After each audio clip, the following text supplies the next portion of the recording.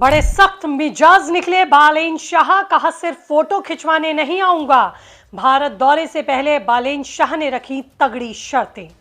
भारत से ये चाहते हैं बालेन, भारत भी तैयार, चीन लपकना चाहता है मौका, मगर भारत ने शुरू किया खेल। जानिए बालेन का भारत आना क्यों है अहम। नमस्ते दोस्तों, आपके साथ मैं हूं ज्योति विनय कपूर। तो नेपाल के प्रधानमंत्री बालेन शाह की हर तरफ चर्चा हो रही है, क्योंकि उन्होंने वाकई में नेपाल को बदल दिया। भ्रष्टाचार पर लगाम लगाई, भ्रष्ट अधिकारियों को जेल पहुंचाया, केपी ओली शर्मा जैसे बड़े नेताओं को भी सलाखों के पीछे पहुंचाया। बालेन शाह अब वहां के लोगों के लिए हीरो बन चुके हैं। बालेन शाह के प्रधानमंत्री बनने के बाद नेपाल के जो लोग भारत में रह रहे हैं, उनको यही लगा कि अब सब कुछ ठीक होगा। भारत और नेपाल के बीच बहुत बढ़िया रिश्ते फिर से होने वाले हैं। बालेन शाह भारत के दौरे पर आने वाले हैं, मगर उन्होंने उससे पहले जो बात कही वो हेडलाइंस बन गई है और हर किसी को चौंका भी रही है। बालेन शाह ने कहा है कि मैं केवल फोटो खिंचवाने के लिए भारत नहीं आने वाला। आखिरकार भारत से क्या चाहते हैं बालेन, और ऐसा क्या है जो देने के लिए भारत भी तैयार हो गया? उनका ये दौरा भारत के लिए भी क्यों अहम है, ये समझिए आप। दोस्तों, परंपरा दरअसल हमेशा ही ये रही है कि नेपाल का कोई भी नया प्रधानमंत्री सबसे पहले भारत का दौरा करता है।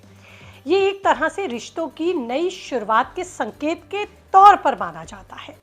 लेकिन बालेन शाह इस परंपरा को सिर्फ रस्म नहीं, बल्कि अपने देश के लिए एक प्लान के तौर पर भुनाना चाहते हैं। वो इस दौरे से ठोस नतीजे निकालना चाहते हैं जो नेपाल की जनता को सीधा फायदा पहुंचाए, और यहीं से शुरू होता है बालेन शाह का असली खेल। अब सवाल ये है कि आखिर बालेन शाह भारत से चाहते क्या हैं? तो सबसे बड़ा मुद्दा है एविएशन का। नेपाल लंबे समय से भारत से वेस्टर्न एयर एंट्री पॉइंट की मांग कर रहा है।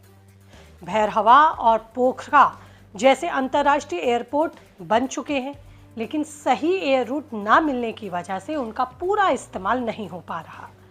बालेन शाह इस बार सिर्फ वादे नहीं, बल्कि लिखित आश्वासन के साथ साथ कामों और अपने प्लान में प्रगति भी चाहते हैं।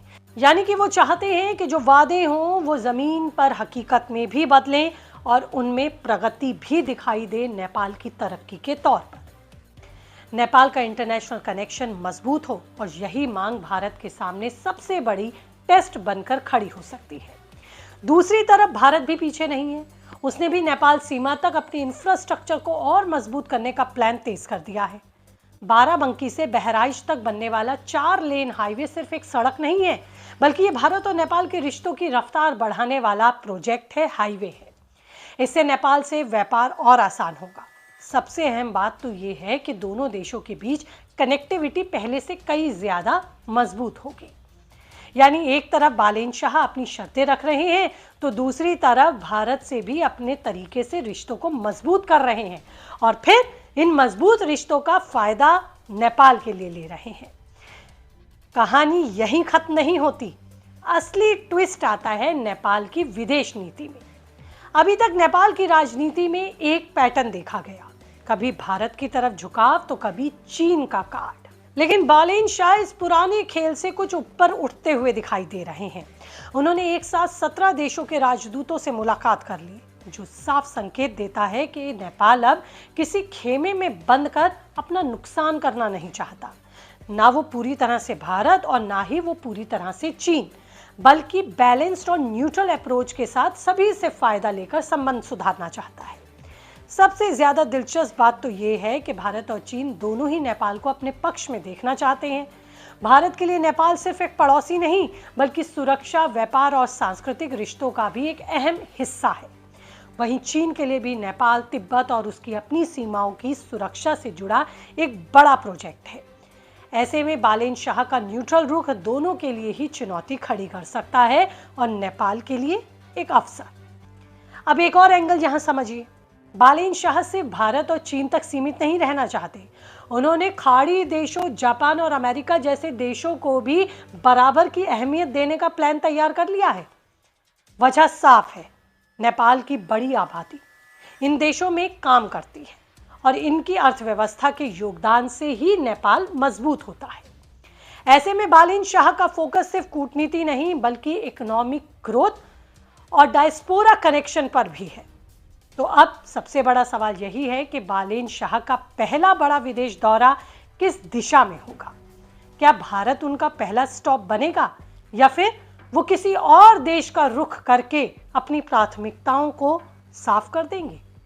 क्योंकि ये फैसला सिर्फ एक दौरा नहीं होगा बल्कि बालेन शाह के नए नेपाल के लिए एक बड़ा एजेंडा भी उनकी विदेश नीति का तय करेगा। भारत की नजरें भी इस पर टिकी हैं क्योंकि अगर बालेन शाह भारत से मजबूत समझौते के साथ लौटते हैं तो ये दोनों ही देशों के रिश्तों को तो मजबूत करेगा ही बल्कि इन्हें एक नई ऊर्जा से भी भरेगा। अगर बातचीत उम्मीद के मुताबिक नहीं होती है तो चीन जैसे देश भी इस मौके का पूरा फायदा उठाने में देरी नहीं करेंगे और यहीं पर पूरा मामला और ज्यादा कॉम्प्लिकेटेड हो जाता है क्योंकि ये सिर्फ एक यात्रा नहीं बल्कि वैश्विक स्तर पर देखा जाए तो ये एक रणनीतिक चाल है जिसमें हर कदम सोच समझकर ही रखना होगा। हर बयान के पीछे के एक बड़े संदेश है, हर फैसले का आने वाले दिनों में असर दिखेगा। अब देखना यह होगा कि बालेन शाह अपने सख्त रुख के साथ भारत से क्या कुछ हासिल करने में सफल हो पाते हैं और अपने नए नेपाल को क्या नया संदेश कूटनीति का दे पाते हैं। फिलहाल इतना तो जरूर है कि नेपाल और भारत के रिश्तों में एक नया अध्याय जरूर जुड़ने वाला है। इस अध्याय को लिखने वाले ही बालेन शाह होंगे जिनकी हर चाल पर अब पूरी दुनिया की नजर है। लेकिन आपका इस पर क्या कुछ कहना है कीजिए, कमेंट रहेगा मुझे इंतजार। और इसी के साथ इस रिपोर्ट में इतना ही। रखना चाहते हैं खुद को अपडेट और अगर आती हैं आपको ये रिपोर्ट पसंद तो कीजिए चैनल को सब्सक्राइब और आप हाइप के बटन को भी नीचे पुश करके हमें अपना सपोर्ट दे सकते हैं। करते हैं आप पॉडकास्ट सुनना पसंद तो कीजिए हमारे दूसरे चैनल पॉडकास्ट 19 को भी सब्सक्राइब। नमस्ते।